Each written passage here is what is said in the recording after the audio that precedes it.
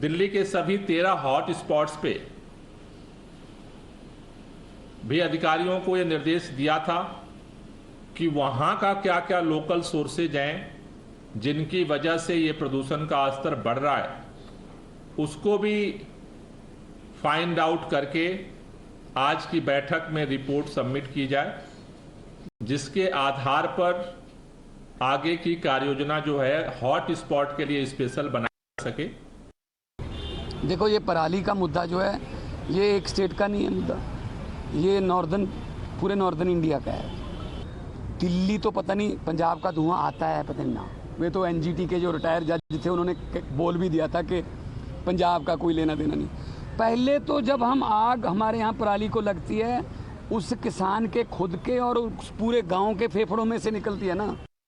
So if nobody is burning stubble, then exactly what is the cause or one of the main factors that is owing to the rise of air pollution? Because unfortunately, this has been the political blame game that has been taking place between states and governments, both with the BJP, the Congress and the Aam Aadmi Party, frequently accusing and blaming each other for failing to protect the residents of Delhi and especially their lungs.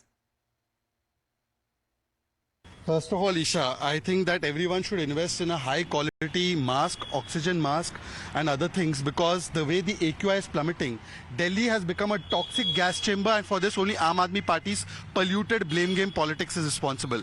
10 years they have done nothing for the internal causes of pollution in Delhi.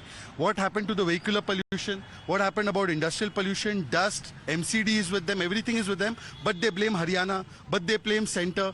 Now Parali burning has also started. They used to say Punjab's Parali is the main cause. Today their government is in Punjab. They have done nothing to tackle the Punjab Parali.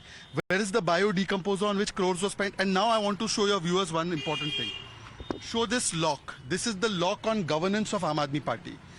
This smog tower costed 23 crore rupees. Every year it takes 2.5 crore rupees to maintain it. It is shut from January 2024. We are in October. The reason is that no salaries etc. have been paid, and this cannot even clear the air by 50 meters. So what is the use of this? DPCC has rejected this. There is a huge corruption done in this. Aam Aadmi Party is involved in the corruption of this. And now Arvind Kejriwal, Aam Aadmi Party will start blaming Haryana and other states, but they will not take the responsibility. इस समय तो मुझे नहीं लगता कहीं पराली भी जल रही है, तो ये वो भी बहाना नहीं दे पाएंगे भाई।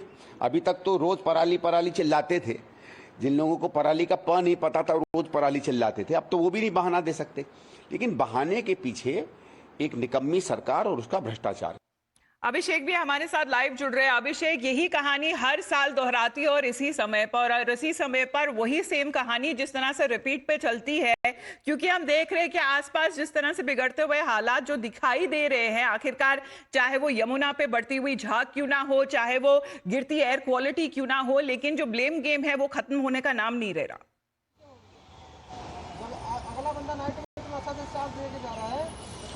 देखिए, बिल्कुल हर साल जब भी दिवाली का वक्त आता है, ठंड नजदीक आती है, उस वक्त दिल्ली प्रदूषित हो जाती है, गैस चेंबर बन जाती है। और इस गैस चेंबर के प्रेशर को कम करने के लिए दिल्ली के अंदर ऐसे स्मॉग टावर लगाए गए थे।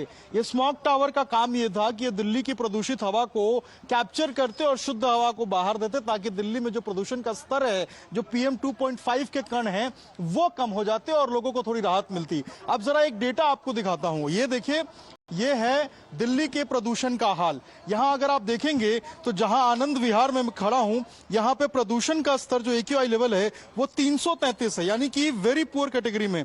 इसके अलावा पटपड़गंज की बात करें 310 है, Shahdara 199, sector 1 Noida 234, ITO 228।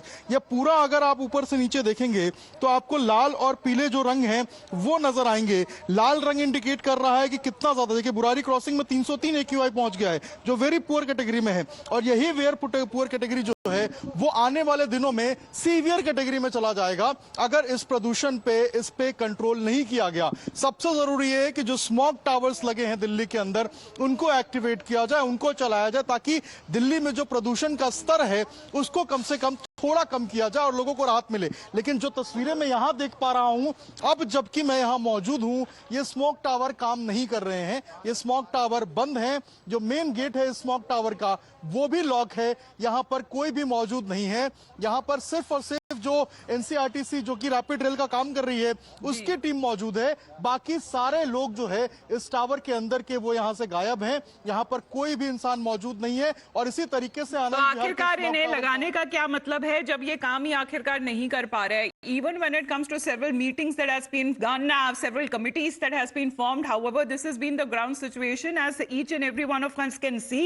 And now what is being said that in the coming day today, the air quality being in the very poor category is headed towards hazardous and severe category. धन्यवाद आपका अभिषेक हमारे साथ जुड़ने के लिए. Let's in the meantime move on.